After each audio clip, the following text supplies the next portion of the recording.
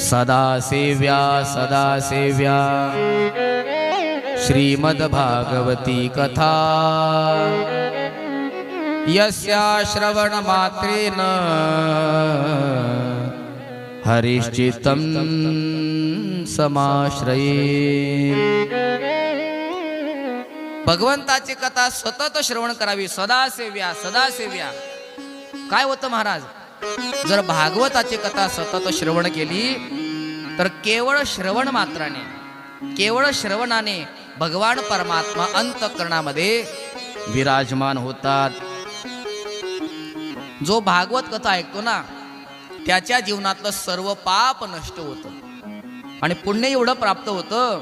एखाद्याने अश्वमेध केले, वाजपेयी यज्ञ केले, ते यज्ञाने जेवढं पुण्य निर्माण होतं ते पुण्य भागवतापासून निर्माण होणाऱ्या पुण्याची 16व्या भागाची सुद्धा बरोबरी करू शकत नाही। अंतकाळाच्या वेळेला ज्याच्या कानावर श्रीमद भागवत कथा पडते ना, स्वतः भगवान परमात्मा त्याला वैकुंठामध्ये नेण्याकरता येत असतो। हा भागवताचा महिमा आहे।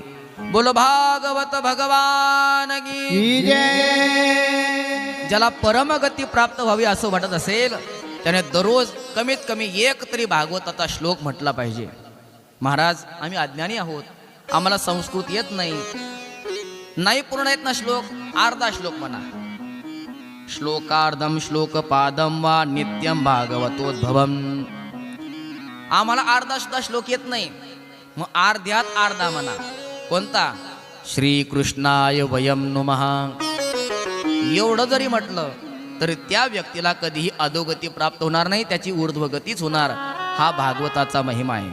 बोल भागवत भगवान की जय।